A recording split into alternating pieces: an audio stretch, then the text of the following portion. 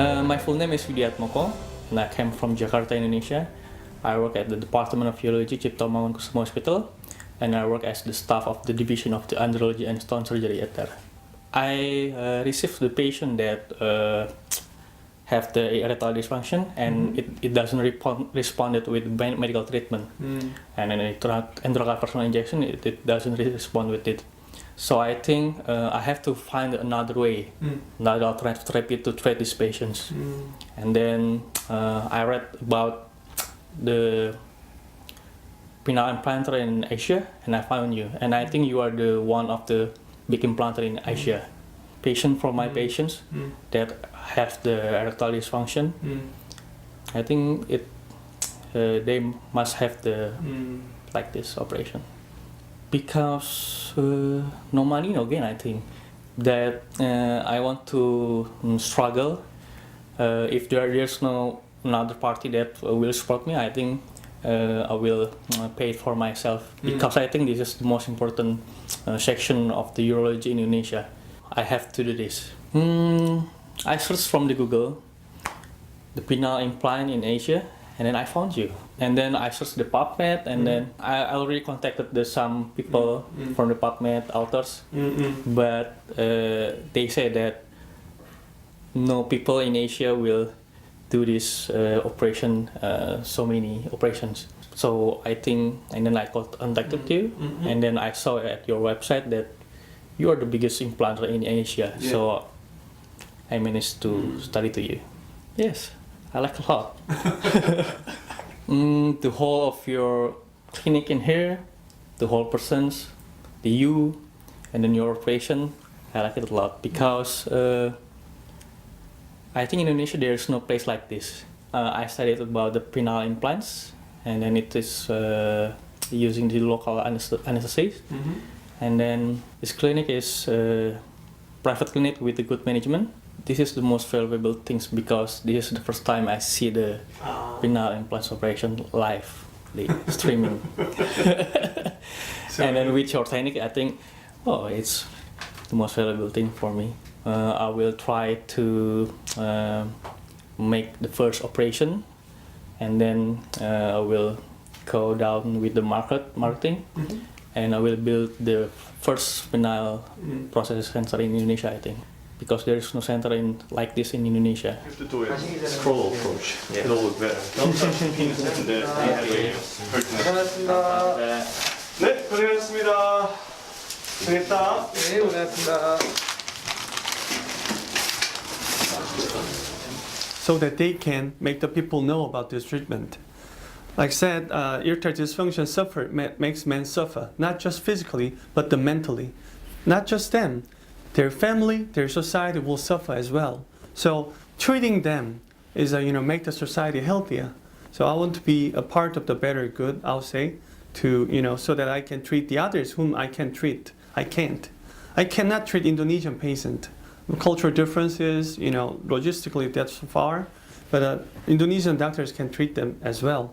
Since Dr. Atmoko, so far I've seen, he's a very energetic, dedicated people, and training them is also a huge joy to me. Seeing a lot of people like I do, those who are interested in my job, I can feel a sincere, a joy through that. Third part of the reason why I try to, train them is that at a certain level, since not many physicians are doing this surgery, to further train my practice, to further train to make my surgery better, I'm training the other physicians. Why? During the training period, I train myself as well. Well, whomever they have, they are whether the trainee or residents or interns or they are professors.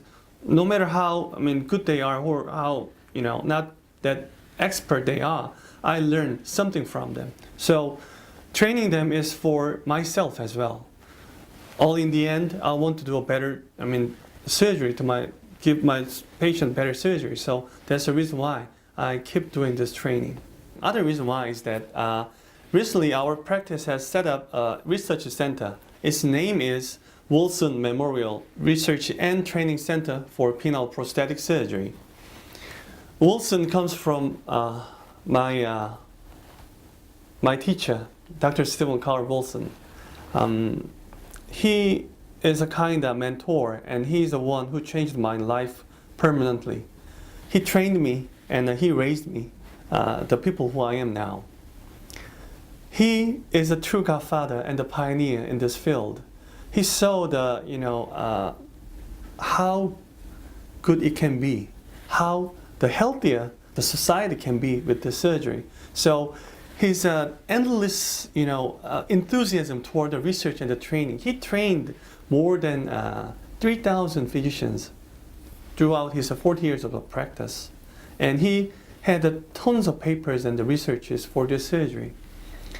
Unfortunately, that's not applying well in my country, because ethnically we are Asian patient, right? But we do not have that kind of data with the Asian patients. We do not have that kind of training center facility nor research center in my country. Not just my country, but not just South Korea, but the whole Asian continent. We do not have a facility like that. So I really wanted to succeed and keep doing that throughout the Asian continent as well. We need more cases. We need more experience on our patients, and we have to create our own better treatment toward the patients. And there must be something differences with ethnicity, and then we can invent or renovate the devices better for the Asian populations, or there's something different with the Asian populations, or there are many things we have to think about, or patient demographics and surgical techniques. Many things can be implemented, and many things can be researched, but it cannot be done with the surgery. It cannot be done with the research. So that's why we had decided to start the research center. At the same time, the research center's ultimate goal is a better patient care. It can be done through a training and the research and the practice itself. Altogether, ultimately, it will result in a better practice. That's why we are more into the training. Training is a part of the research as well. Why? How to train better, how to train properly is other part of the research. After all, medicine is a sharing. We share more, we get trained more, and we become a better physician so that we can serve our patients better. That's, I believe, I can at least pay back what Dr. Wilson gave me. Dr. Atmoko came from Indonesia, and to get trained from me is actually the part of it. I don't get paid with the training, but still, training them is a valuable experience, both to trainees and the trainer. At the same time, by doing so, I can fulfill the purpose of the research center, research and training center, and then I can succeed the will of Papa Wilson. So that's why Dr. Atmoko came to us to get trained. He came to us by ourselves. There's no fund or no supporting fund, and nothing else. So what I want them to learn from my training is this surgery is for the patient satisfaction. Back in the days, we physicians usually treat the disease, like a life or death, cancer, something like that. So because we were deciding patients' treatment, we kind of decide them what to do or not. But a paradigm shift is happening with the medicine as well. These days, I believe what is more important we have to look into is not just the disease, but the quality of the patient's life. My surgery, inflatable penile prosthesis surgery, is for the patient's satisfaction of their life. So we physicians serve our patient, not deciding their treatments or their whatever they do. We do not decide it anymore. We give the choice to the patient. We inform them, we give them information what they need, but we ask their choice what to do.